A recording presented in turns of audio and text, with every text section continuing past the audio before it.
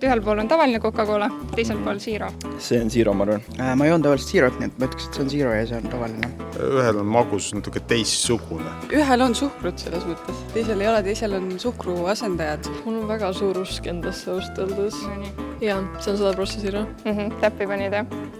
Ma joon ära selle. Zero kirjadega jooke võib tänaseks märgata kõikjal. Me kõik oleme neid maitsnud ja tundub, et enamik tunneb Zero joogi ära ka pimesi. Sellel suhkruasendajal on lihtsalt siuke nagu fiil ja maitse. Tal on natuke tummisem mekk, vaata. Läks endalgi keeruliseks, ma saan aru, jah. Ma ütleks, et väga keeruline. Ma ei ole tegelikult ei tarbi selliseid jooteid ja ma olen isegi väga üllatunud, et see on nii hästi neil õnnestunud. Ma joon suht palju suhkruvabu asju. Näiteks energiajoogid, Red Bulli, Monsteri, need ma võtan kõik Zerod. Ma üldiselt jookski Zero jooke, aga siis väga paljudel on see probleem, et nad maitsevad nagu halvasti. Aga Coca Zero, Sprite Zero. Ma pakun, et see on originaal. Jah, läks täppi. Aga ma ütlen, et see ei ole lihtne. Aga mille põhjal, kas see oli suhteliselt ehku peale hetkel öeldud või? Et see, et ma panin nagu täppi, on pigem siuke 50-50 nagu. Zero pole enam alternatiiv, vaid see on uus normaalsus. Isegi selle aasta Super Bowlil oli reklaam, kus jääkaru valis pimetestis Coca-Cola asemel hoopis Pepsi Zero. See reklaam illustreerib ideaalselt praegust turuolukorda, kus Zero jookide müügid kasvavad ning tavaliste karastusjookide omad kahanevad. Mõni eelistab Zero jooke, sest peab neid tervislikumaks. Mõni leiab, et need maitsevad paremini. Mõni on neid juues kaalu langetanud. Coke Zero and Sprite Zero taste better than the actual soda, and they have no calories. People always ask me, DJ, how did you lose so much weight? Well, this is how.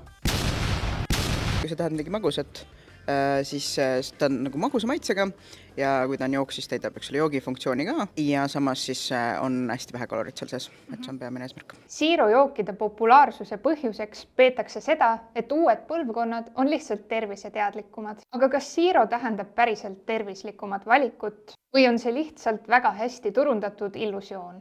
If you've ever had a Coke Zero or any of these zero-calorie drinks, studies have shown that you might be at the risk of cancer or seizures. Kumb teie meelest tervislikum on, kas Zero variandis joogid või tavalised? Hästi palju levib valeinfot selle kohta, et on arvamus, et see Zero joogid on kuidagi tervisele hästi kahjulikud, et sellel ei ole tegelikult mingit tõestust. Kui seda muidugi kuskilt otsast seda suhkrupommi üldse saab tervislikuks nimetada, see on ise küsimus, aga tavaline on ilmselt ikkagi tervislikum. Magustatud ja kõrge suhkrusisaldusega karastusjoogid on tõendatult kahjulikud, seal on seotud siis teist tüüpi diabeediga, hammastele kahjulikkusega, et selles mõttes need Zero joogid on samm paremas suunas, aga seal on alati see aga. Zero jookide tervislikkuse analüüsimiseks on oluline mõista, mida need sisaldavad. Kuigi Zero jookide siltidelt võib lugeda, et need sisaldavad 0 grammi suhkruid, siis see ei tähenda, et jook oleks täpselt samade koostisosadega, lihtsalt ilma suhkruta. 0 grammi suhkru pakendil võib tekitada automaatselt tunde, et tegemist on tervislikuma tootega. Kuna eesti keeles fruktoos on puuviljasuhkur, sellepärast et seda esimest korda leiti siis puuviljadest.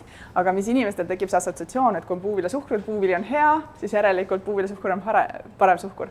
Aga tegelikult fruktoos on väga halb suhkur, see põhjustab maksaraspumist ja maksarasvtõbe, mis on siis ka väga suur terviseprobleem. Ja tegelikult ka Coca-Cola üks hetk ütles ka, et me panime nüüd selle saharoosi asemel fruktoosi. Ja tegelikult mingis mõttes vist sarnane fenomen nagu toimib näiteks see sõna Zero on ju paki peal, et inimesed mõtlevad, et see on mingi tore asi, mis on hästi tervislik. Absoluutselt, ja eks see turundus on sinna omakorda annab selle löögi.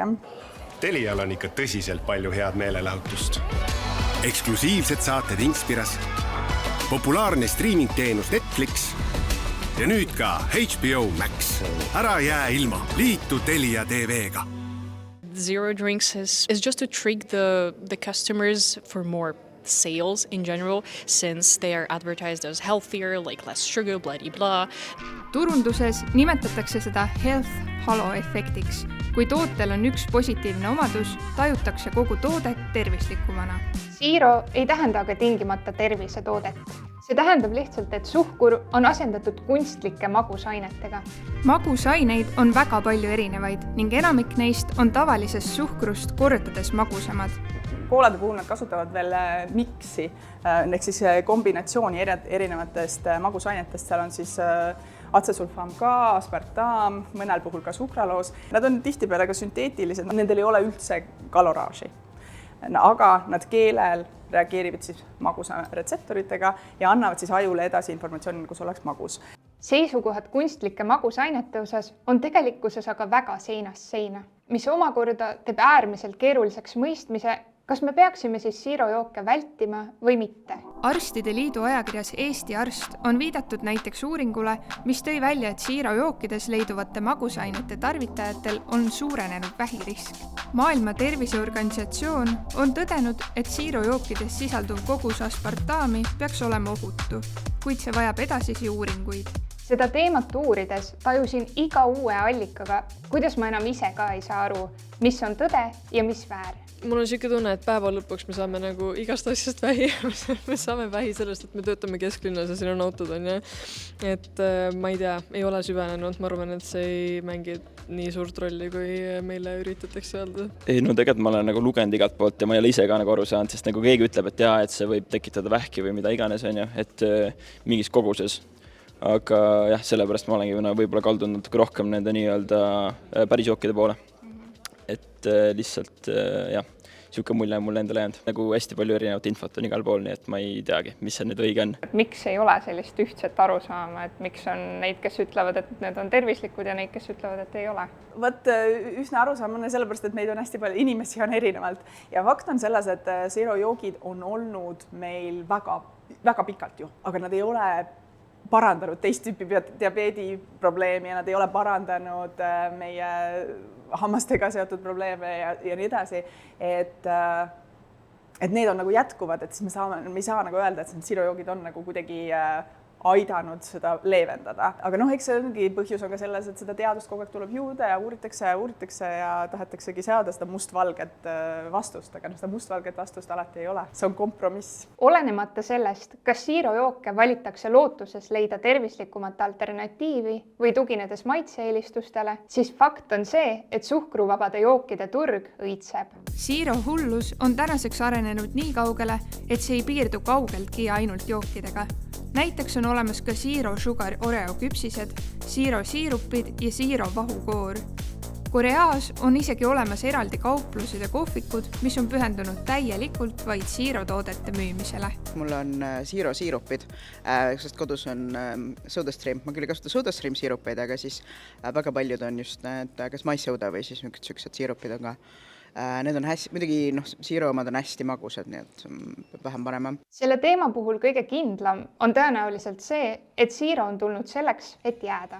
Valikuid tekib aina juurde ning nõudlus on pidevas kasvus. Kui kogu selle valiku juures tundub otsustamine keeruline, siis mõnikord on kõige lihtsam valida see, mis on olnud kogu aeg olemas. Miski, mis ei sisalda suhkrut ega magusaineid ning ei vaja reklaami. Kui ma näiteks seisan poeriiuli ees, tunnen, et tahaks midagi magusat, kumma ma siis valima peaks, kas tavalise joogi või Zero variandi?